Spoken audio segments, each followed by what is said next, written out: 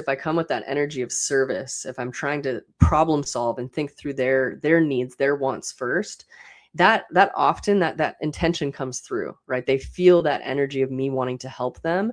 And then on the backside, I'm over here also making sure the deal works for me, right? It has to cash flow day one. There has to be some expandability. There has to be some way that I can create appreciation and force it, right? Like there's elements that need to be there for me too, but I'm focused on their problem and solving their problem first and foremost.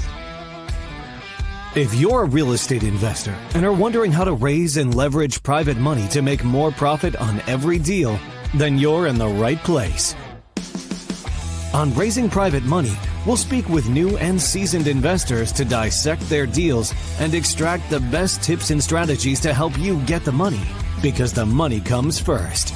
Now here's your host, Jay Conner.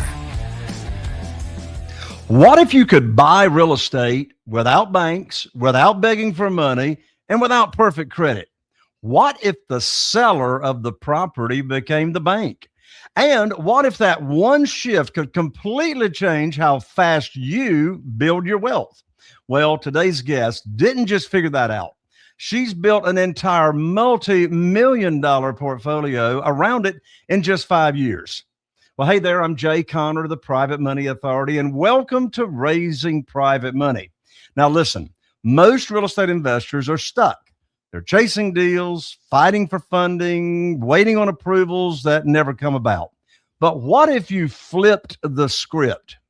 Now today I'm interviewing my good friend, fellow mastermind member, Mel Dorman. She's a financial activist, TEDx speaker, and the founder of the Seller Financing Academy. But here's what's really matters. Mel went from barely scraping by as a social worker to building serious wealth using creative financing, especially seller finance deals. And now, well, she's teaching everyday people just like you how to find off-market deals, structure win-win agreements, and create wealth without relying on traditional institutions. This is not theory. This is real world strategy you can use right now. So buckle up, put your seatbelt on, because this conversation might completely change how you think about funding your next deal. In just a moment, you're going to meet my good friend Mel right after this.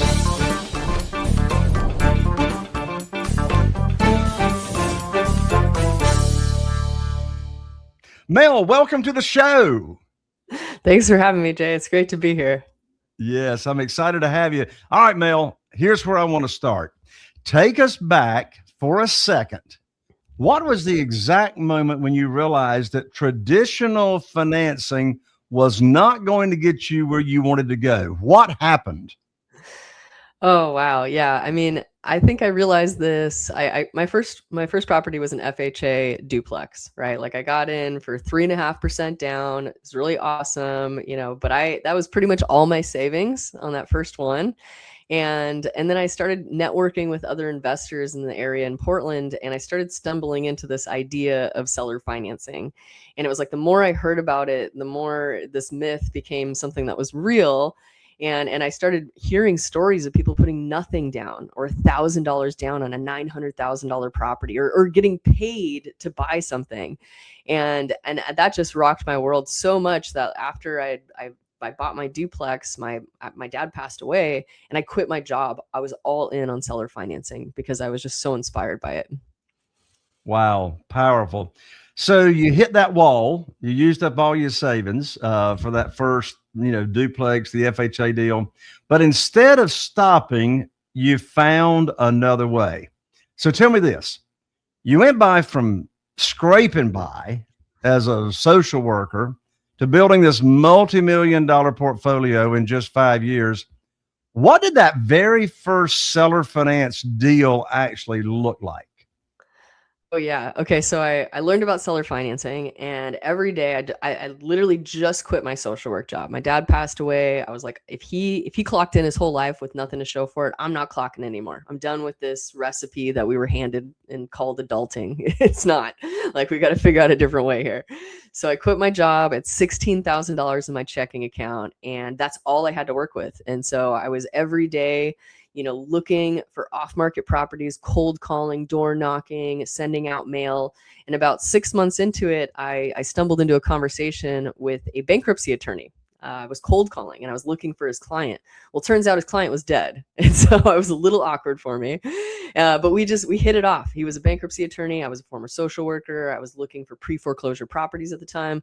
And so a few months into the friendship, he actually invited me over to a triplex he owned and said he wanted to sell it. And when I looked up the property, I saw he had owned it for 15, 20 years. And I thought, okay, this is the property I've been waiting for. This is the relationship I've been looking for. And I kid you not, for 6 months, I was saying affirmations. I'm going to buy an off-market property, seller financed.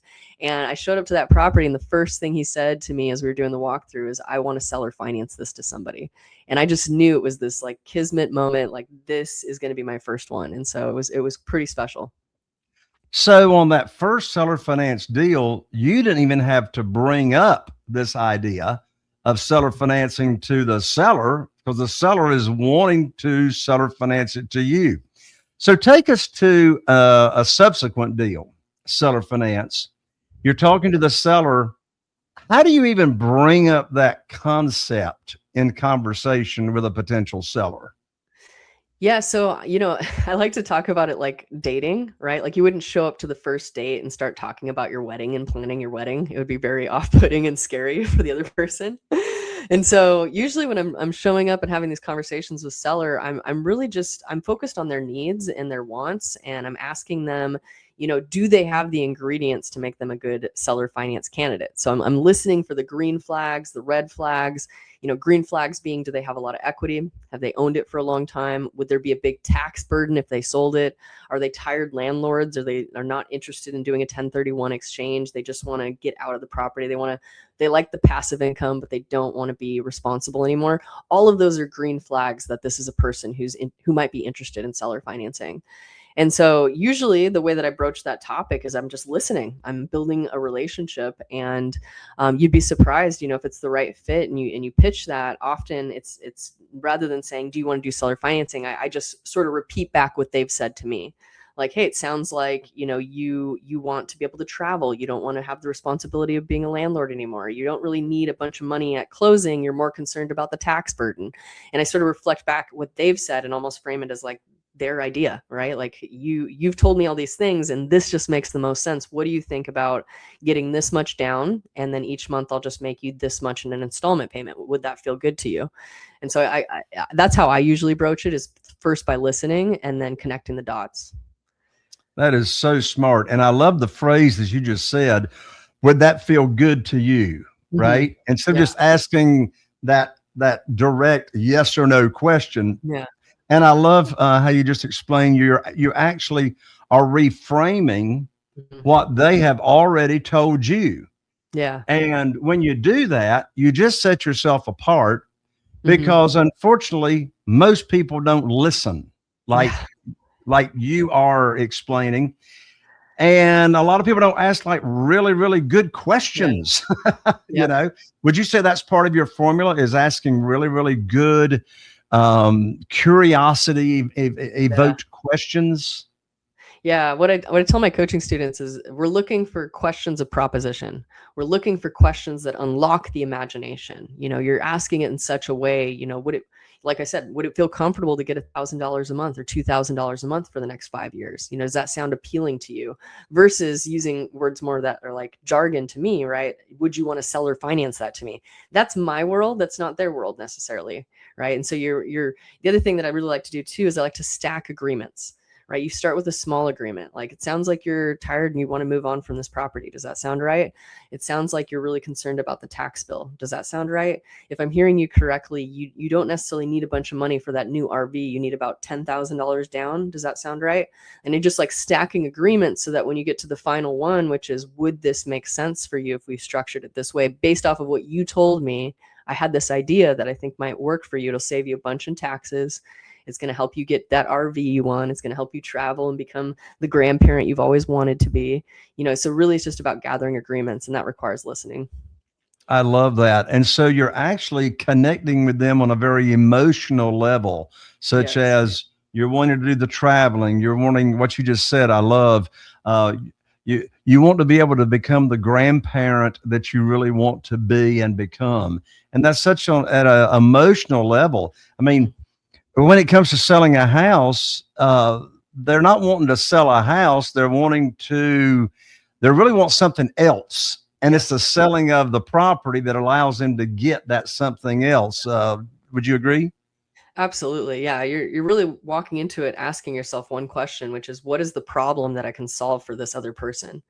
And I've noticed if I come with that energy of service, if I'm trying to problem solve and think through their needs, their wants first, that often that intention comes through, right? They feel that energy of me wanting to help them. And then on the backside, I'm over here also making sure the deal works for me, right? It has to cash flow day one. There has to be some expandability. There has to be some way that I can create appreciation and force it, right? Like there's elements that need to be there for me too, but I'm focused on their problem and solving their problem first and foremost. You know, I say to my coaching students as well all the time, as long as you're focusing on the other person and looking how you can serve them and leading with a servant's heart, don't worry about being rejected. How in the world can somebody reject that? Yeah. Yeah, exactly. Exactly. When you're totally interested in them. So, you know, what you're talking about, Mel, for our people that are listening and tuning in, this is a brand new concept for some people. So let's simplify it.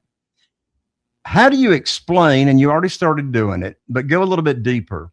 Yeah. How do you explain seller financing to someone so someone hears it and then they say, oh, yeah, I get it? Because I'm sure you've talked to, and your students have talked to a lot of people that never even thought about that being a possibility, right? Right. So it's Yeah. like, you know what, like, so let's pretend I'm a seller and you and I are having a conversation and you've asked me a couple of those questions and I say, yeah, I like the monthly income part. But then I ask this question as a seller. So logistically, how does that work? Hmm.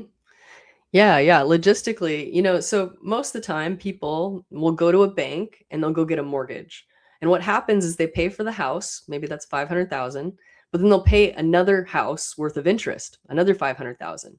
And what happens is all that money goes to the bank versus the seller, right? And so in this situation, instead of me writing my check to Wells Fargo, I'd rather write my check to you directly, seller, and then you get to make those hundreds of thousands of dollars that would ordinarily went to a bank.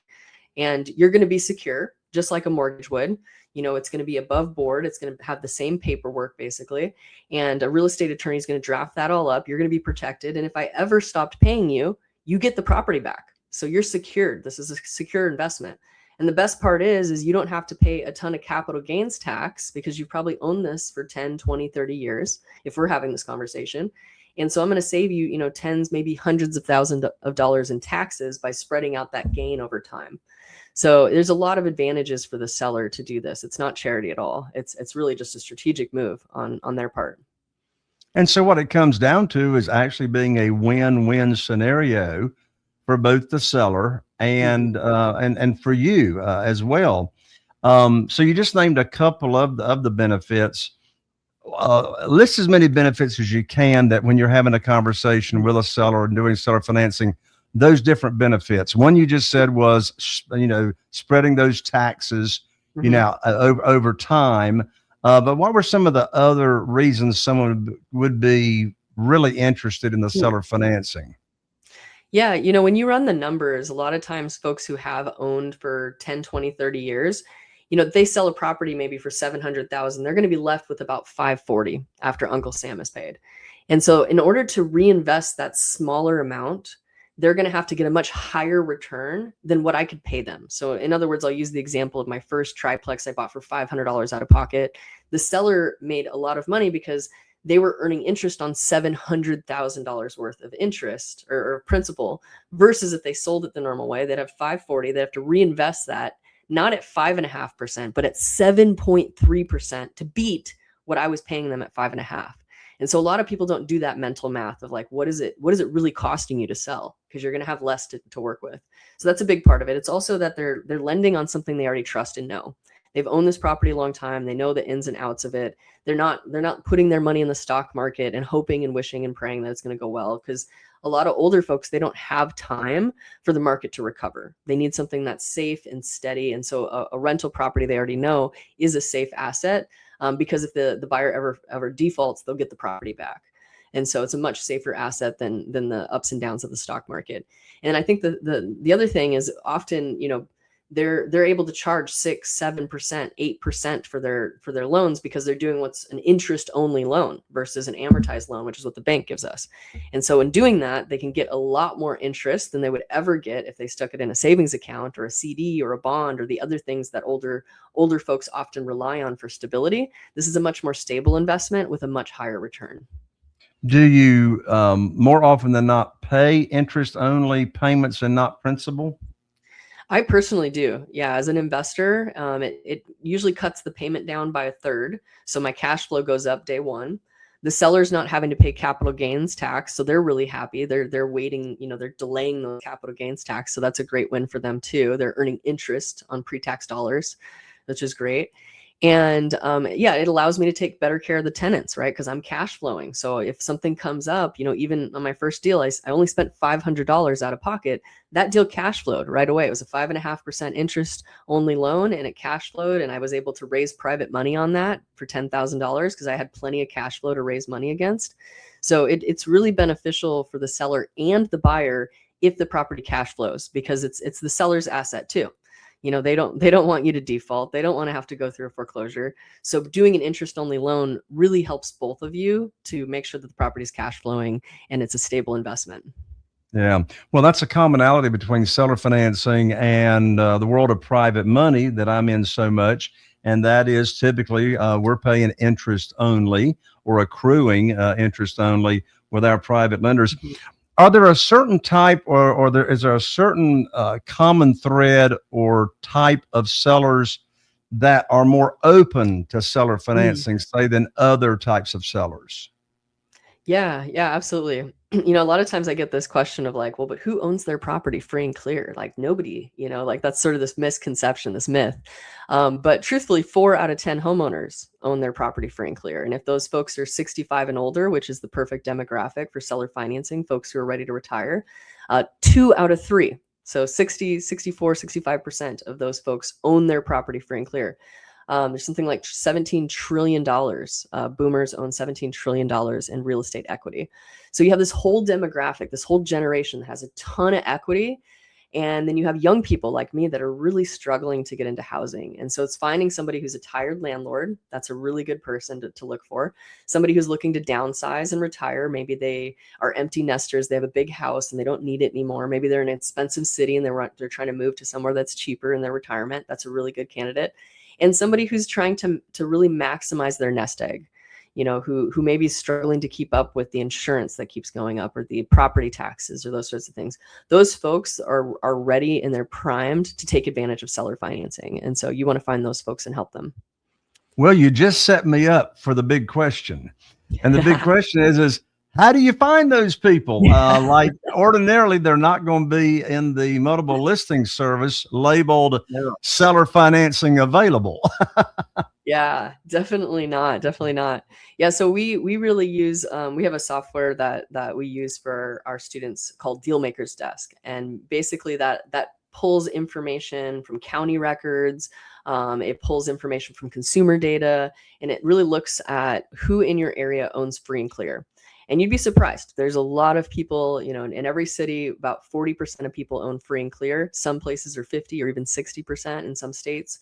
They just have a higher demographic of free and clear properties. But basically, we target the folks that are free and clear or close to it.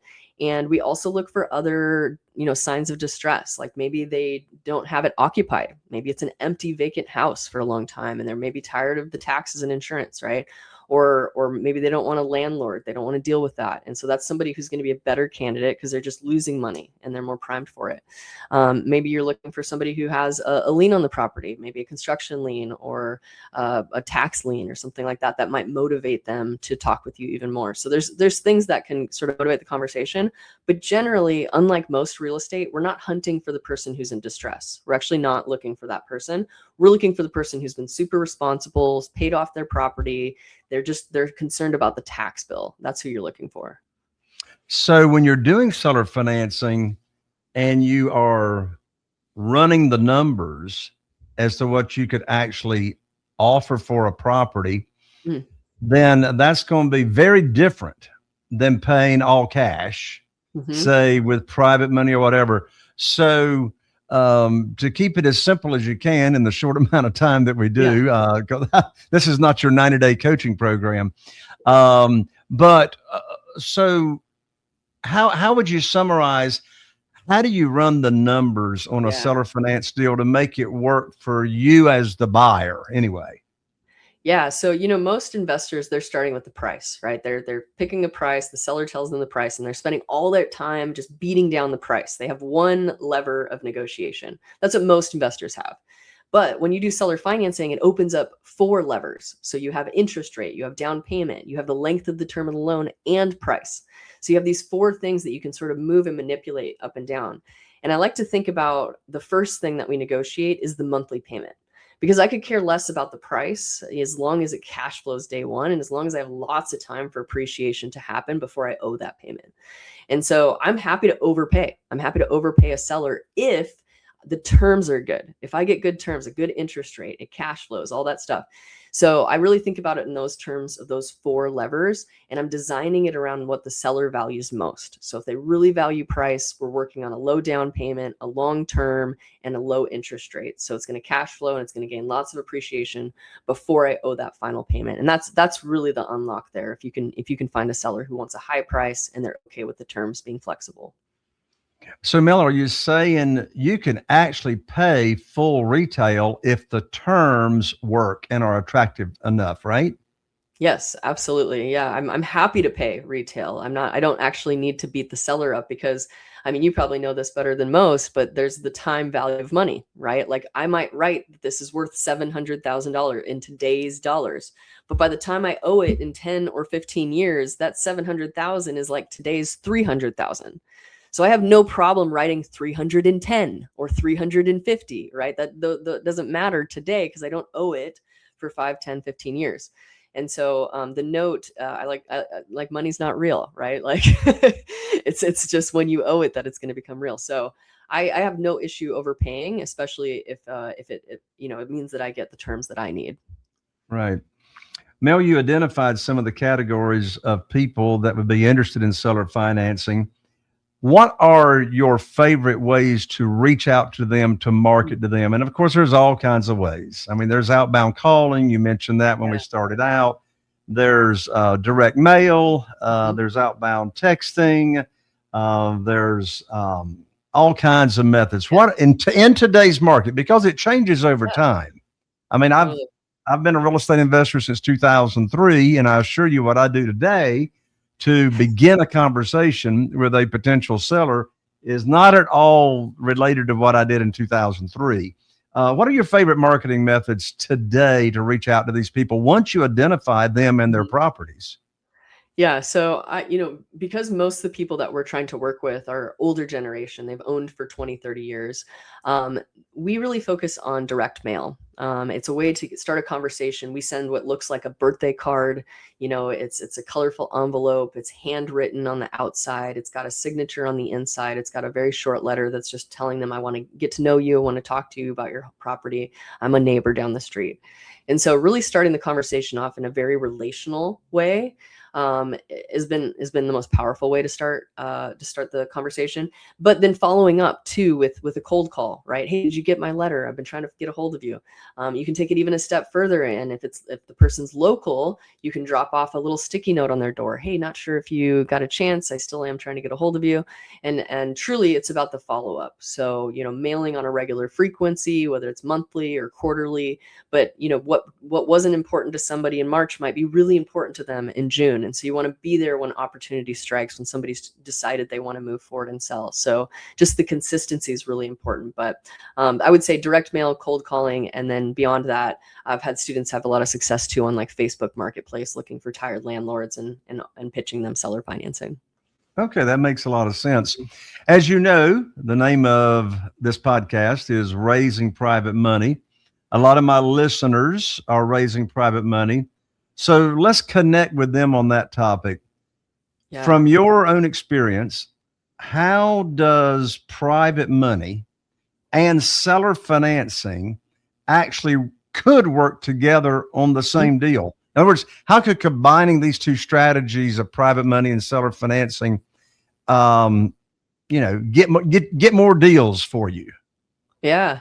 I think, I'll reference my first deal as a good case study. But when I met with that first seller for seller financing, he wanted $75,000 down, which was roughly 10%. Bank would ask for 20 or 25. So he was very reasonable. But I simply just asked him, what would it cost for you to foreclose on me? And he said $15,000. He was an attorney. He knew that. We're in Oregon. That's what it costs. And so I said, well, why don't we make that the down payment? Right? $15,000. And he agreed, which was awesome. Except for, again, I was a social worker. I just quit my job at $16,000 in my checking account. So I didn't actually have $15,000 for this property, but that didn't stop me because once you understand how to raise private money and how to structure a deal so it truly cash flows day one, you don't need money because you're creating money. You're creating a cash flow, right? And so you can raise money against cash flow. So what I did is I just picked up the phone. I knew that I'd built a deal that was going to cash flow roughly $1,100 a month. Picked up the phone. I called about 5 or 6 people, and it took no time at all to find a friend who would lend me $10,000 of that $15,000 in a second position loan at 4.5%. So about $850 a month was going towards that, and I had them paid off in a year. And then I had a property that was cash flowing $1,100 a month. So that is a good example of how you can take a seller finance deal, structure it so it cash flows day one, interest only payments, really good rate and all that stuff, and then take that cash flow and go raise private money for the down payment. And the seller was totally okay with it. The people that were lending the money, they were excited. They were getting my cash flow for the first year. And that's, a lot of folks that I know, that's all they do is they don't really ever use their own money. They just structure the deal and place the money. And there you go. Another example of a win-win-win scenario. The private lender won, the seller won with seller financing. You won with the property cash flowing. Yeah. Win-win-win all around. Mel, this has been incredible. How can people learn how to learn more from you? Yeah, great way is check out our website, Seller Finance Academy. We also have a webinar that we do every week where we teach you how to find these sellers, what to say to them, how to structure a win-win deal. We go deeper into those topics, and that's a really great way to get to know our community and what we teach. And of course, I have a book called Bank on Your Neighbor. So if you want to, it's free. It's you can download it on any major podcast. But if you really want to get to know what we do as a community, you can start there too. I love it. So I want to give out, of course, all this will be in the show notes, but I want to give out that URL website one more time, www.seller, S-E-L-L-E-R, sellerfinanceacademy.com, sellerfinanceacademy.com. And when they get to that website, Mel, what should they do? Yeah, so you can either book a call with our team to learn more, or you can check out our webinar. You can sign up there.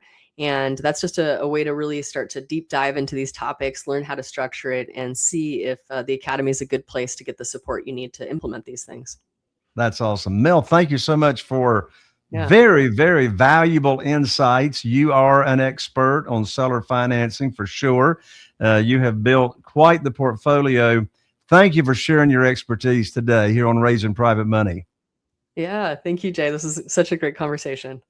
You got it. Now, I'm getting ready to say something that might make some people not very happy. If you're still relying on banks to fund your deals here in 2026, you're not an investor. You are an applicant. And applicants don't build wealth, they ask for permission. What you just heard in this episode, this is how real players like Mel Dorman operate. Seller financing, private money, no begging, no approvals, no gatekeepers, just strategy. But here's the truth. 95% of people listening right now won't do a thing with what they just heard. They'll nod their head. They'll say, this was good. Go right back to playing small. But let me ask you a question. Are you in the 5% of the people that will do something? Because the move is simple. You either close this episode, nothing changes, or you just take 10 seconds, hit share, and send this to someone who will need it, who will get unstuck. Still waiting, still thinking they need permission to win. And maybe, just maybe, you're going to wake them up.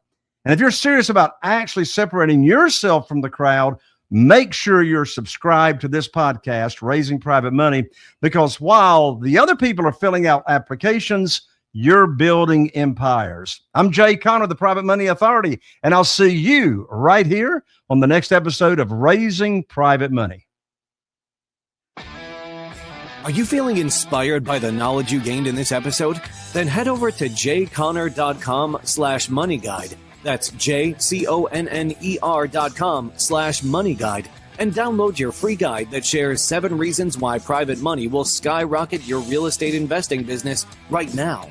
Again, that's jconner.com/moneyguide to get your free guide. We'll see you next time on Raising Private Money with Jay Conner.